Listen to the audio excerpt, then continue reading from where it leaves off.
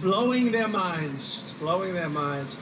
But for the people of Ohio, this is what you want. So it looks like we're going to have three, and it's going to be very exciting. It's exciting even for me. I'm going to look forward to it. Probably Saturday we will announce the nominee, and it's somebody that you're going to have great respect for. Great respect. Thank you. Thank you. Big stuff. That's a big thing. You know, they set the course of our country for many years to come. Whether it's on life or the Second Amendment or so many other things, they set the whole course of the country. Very important position, the most important. Joe Biden has refused to list the names of his potential justices because he knows they're too extreme to withstand any form of public review. If Joe Biden and the Democrats take power, they will pack the Supreme Court with far-left radicals who will unilaterally transform American society far beyond recognition.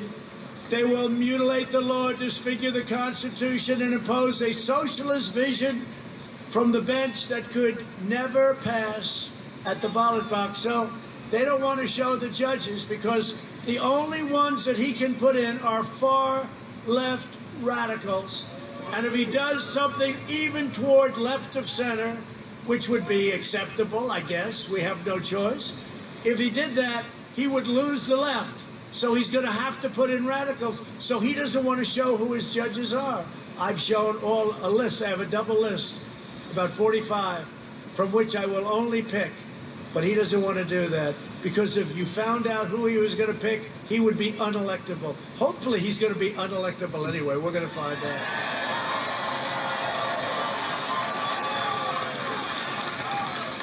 So he wouldn't be able to survive Joe Biden. You wouldn't be able to survive. You know, we've been calling it socialism. I don't think it's socialism. I think it's a step beyond what they're talking about. You look at Portland, you look at Chicago, you look at New York, you look at Baltimore and Oakland. And these are Democrat-run cities that are horrible on crime. There's no law and order, no cash bail, no anything. And you know what? The Republican cities are running great. They're running great. And so we're going to get it all changed around. We went into Minneapolis. We solved the problem like you wouldn't believe. What did it take? You saw it. What did that take? I would say probably 30 minutes, right? They should have called us in about 7 days earlier. How about the reporter? He gets up there. Behind him is a burning city. I never saw anything like it. And he's saying, there are really no protests here. This is very friendly. And we call this a friendly protest because you're not supposed to have political rallies. You're not supposed to have anything. The only thing you can have is thousands of people running down a street, burning stores, looting, doing what. That's okay because that's protesting. But we'll call this a friendly protest. But your children will be robbed of their future and the damage will endure for generations to come. We have to win. This is the most important election in the history of our country, in my opinion. And a lot of that's got to do with the fact that, you know, we're going to have one extra, but we didn't think this was going to happen. But I used to say just a week ago, we're going to have 1, 2, 3, 4, and maybe even 5 the next president. And the Supreme Court is going to be a tremendous factor. A lot of people said that's the reason I won so easily in the Electoral College last time. 306 to 223. He will not get to 270, remember? He will not get to 270. This will be a short evening for Donald Trump. Oh, good riddance. Thank God we got rid of, oh, this is going to be good. And then a problem happened. Ladies and gentlemen, Donald Trump has won the state of Ohio.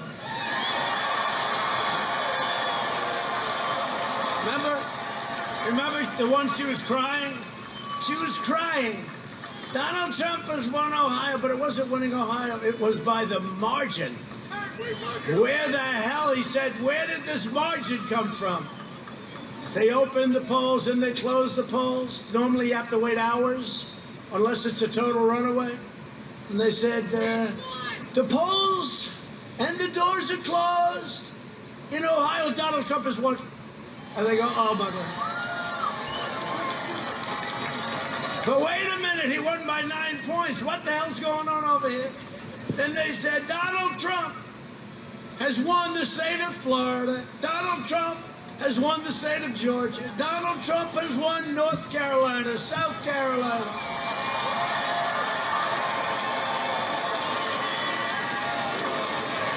All right, remember that? Was that the most exciting evening, really? Remember?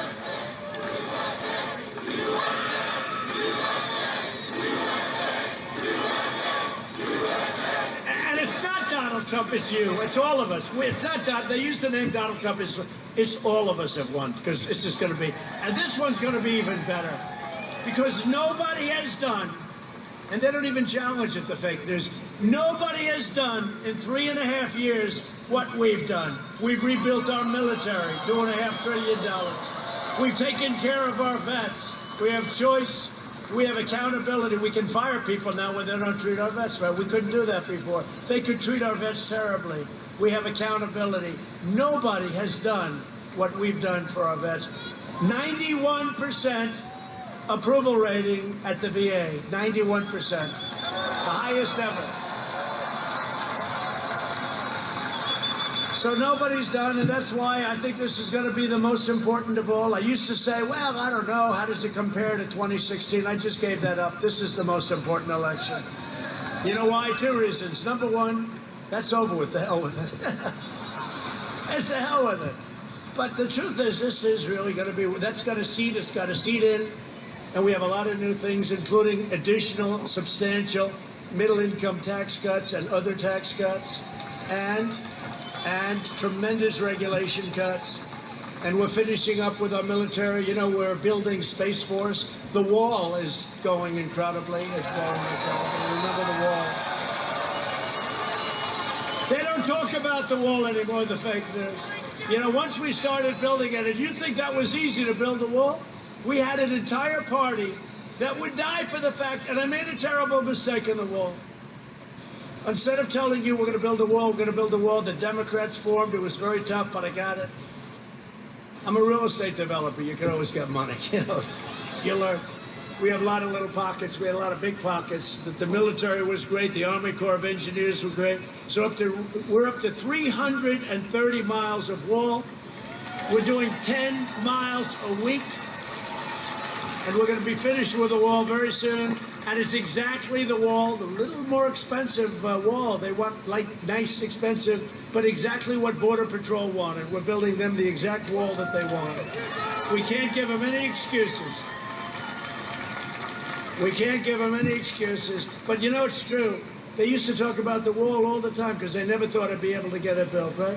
Once I got it going, got it built, I got the financing. We won a lot of lawsuits, by the way. We won a lot of lawsuits. They sued us. Pelosi was suing us. Congress was suing us. Senate was suing us. We won a lot of lawsuits. Once it was obvious that we won and we started building, they never talk about the wall anymore. And I made a terrible, terrible mistake because I had to work my ass off to get that thing built. You have no idea. You have no idea. You have no idea.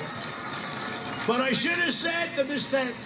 I should have said when I talk to these big crowds, and the crowds are getting bigger, there's more enthusiasm now than we ever had 4 years ago. But I should have said, instead of we will build a wall, instead of we will build a wall, I kept saying, we will build a wall, place would go crazy. I should have said, we will not build the wall. Under no circumstances will we build a wall. The Democrats would have given us all the money we want. It's true. It's true. And then they would have said, see, he didn't keep his campaign promise. These people are sick. The Biden-nominated justices will shred our Second Amendment, eliminate the right to self-defense, and allow the government to confiscate your privately owned firearms. You know that. Put in other language, they will end your Second Amendment, okay? And they will do that. By the way, if I wasn't here, you wouldn't have a Second Amendment right now. That would be gone. You know, I hate to say it, I'm the only thing standing between you and chaos. I'm telling you, and Second Amendments and all of the other things. Biden's justices will remove the words under God from the Pledge of Allegiance. Did you see that? Did you see it? They said, no, we never removed. And I saw it. They're doing the Pledge of Allegiance. And I said, oh, there must be a typo. They left the words "under God" out of the Pledge of Allegiance, the Democrats. And I said, oh, there's a typo. Typo, they made a mistake. What a stupid mistake. Can you believe it? That guy's in big trouble. What a stupid mistake. And then I heard it a second time. They did the same mistake. I said, well, that's what they're doing. They're going to take God out of everything, just like they want to knock down the statue of George Washington, Abraham Lincoln, Thomas Jefferson. And it's never happening. And it's never happening. You know, a lot of these Democrat states, you see it, the churches are closed. They don't want our churches to open. You can have a riot where you kill people in the streets, 25,000 people, don't have to wear masks, nothing. They can march down the streets, step on each other's face. They can do whatever the hell they want. That's okay, but you can't go to church. They have ideas, they have plans, and it's never happening with me as your president, that I can tell you.